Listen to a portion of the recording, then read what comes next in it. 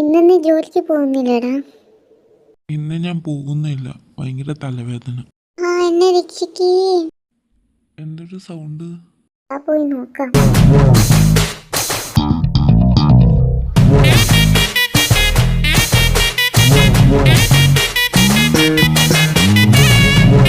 ഇവിടെ ആരും കാണുന്നില്ലല്ലോ.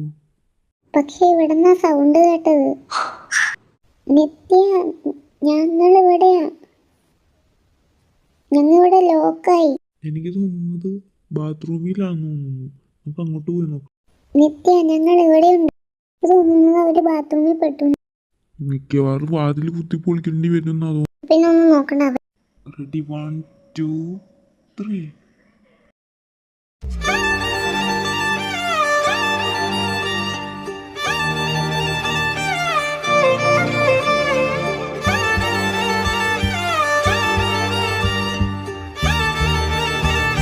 ാണെന്ന് അറിഞ്ഞ ബാത്റൂമിൽ നിങ്ങൾ എന്തിനാ കയറി?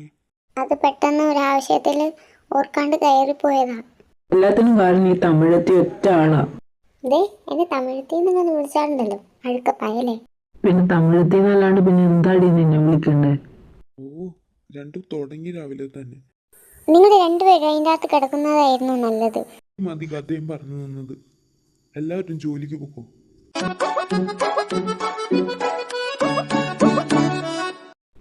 നിന്നോട് ആരാടി പറഞ്ഞു എന്റെ സാധനങ്ങൾ എടുക്കാൻ? മിസ്റ്റർ, ഇവിടെ എൻ്റെ ഇന്ത്യന്നൊന്നുമില്ല.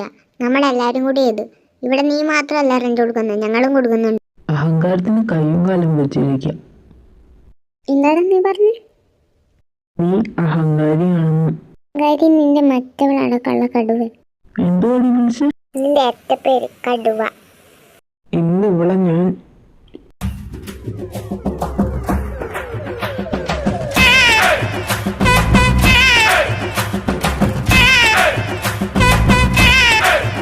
എന്റെ ദൈവമേ, ഇവരെ കൊണ്ട് വലിയ പാടായല്ലോ.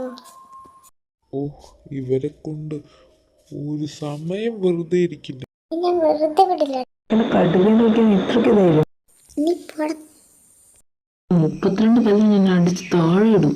ഇനി ഇവിടെ കിടന്ന് അടി ഉണ്ടാക്കി ഞാൻ രണ്ടിനെ പിടിച്ച് പുറത്തിടും. അടി ഉണ്ടാക്കിയ ദേഷ്യത്തിൽ നമ്മുടെ നീക്കില്ല അവിടെ നിന്ന് പെട്ടിയും കടക്കെടുത്ത് അവളുടെ നാട്ടിലേക്ക് പോവുകയാണ്.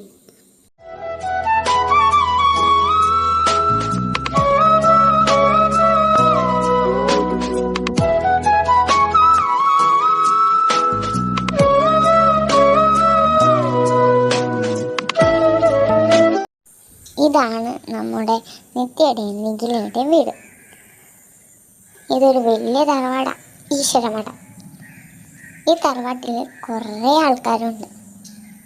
എന്ന് പറയുമ്പോൾ അമ്മാവനുണ്ട്, അച്ഛനുണ്ട്, അമ്മയുണ്ട്, എല്ലാവരും കൂടിയുള്ള ഒരു കുഞ്ഞു വീട്. ഇതാണ് നമ്മുടെ നിത്യയുടെ അമ്മ, ഗീതുമ്മ. നമ്മൾ കാണുന്ന പോലെ അല്ല കേട്ടോ, നല്ല കുക്ക.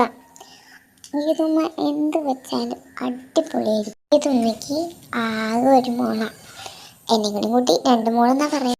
ഇതാണ് എൻ്റെ അമ്മ ലക്ഷ്മി, ഷോർട്ടായിട്ട് ലച്ചു എന്ന് വിളിക്കും. ആള് കാരണം പോലെയല്ല കേട്ടോ, ഭയങ്കര ടെററാ.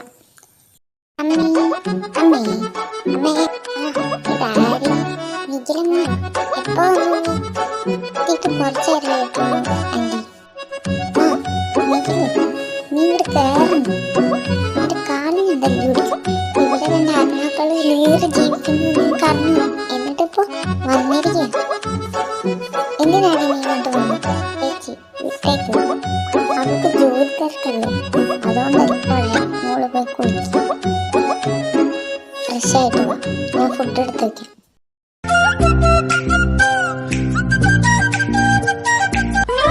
ബോറടിക്കാണല്ലോ, ആരുമില്ല. എനിക്കല്ലേ ആദ്യം പറഞ്ഞേ, എനിക്ക് കുറച്ച് സംസാരിക്കാനുണ്ട്. അയ്യോ ഒരാള്, ഈശ്വര ഇങ്ങനെ വറക്ക്.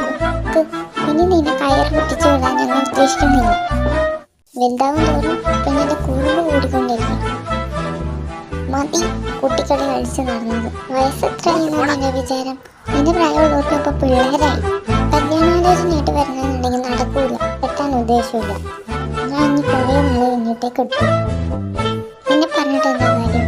അങ്ങനെ ഉണ്ടല്ലോ നിന്റെ തന്ത വഷളാക്കി വെച്ചിരിക്കും. എന്താ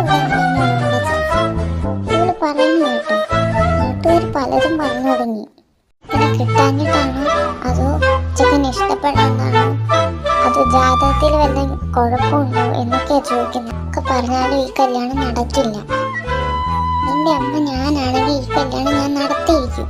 നാളെ തന്നെ ചെക്കനോടും കൂട്ടരോടും കൂടെ വരാൻ പറയും നിന്നെ കാണാൻ. എന്താ വെള്ളരിക്കപ്പെടണോ? ഒരു പെണ്ണിൻ്റെ സമ്മതമില്ലാണ്ട് കല്യാണം കഴിപ്പിക്കുകയും. പെണ്ണെ, മര്യാദയ്ക്ക് പറയണം കേട്ടോ, ഇല്ലെങ്കിൽ നീ എൻ്റെ നിന്ന് വാങ്ങും. എന്തൊക്കെ പറഞ്ഞാലും ഞാൻ ഈ കല്യാണത്തിന് സമ്മതിക്കില്ല. അങ്കാരി നിന്നെയുണ്ടല്ലോ, എന്താടി ഈ കല്യാണത്തിന് സമ്മതിച്ച? ആ കല്യാണ ആലോചന മൊത്തം മുടക്കവള്.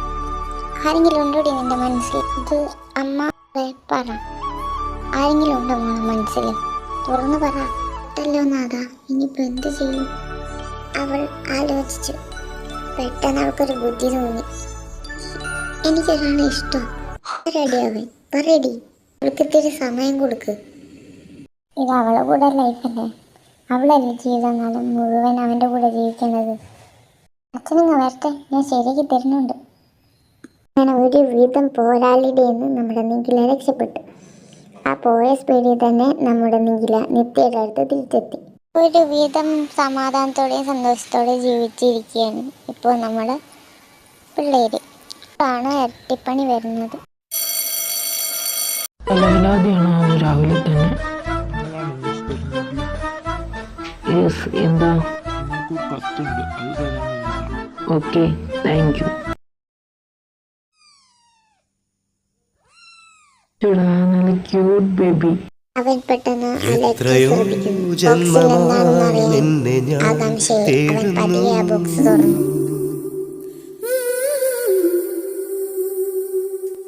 അത്രമേലിഷ്ടമായി നിന്നെ എൻ പുണ്യമേ.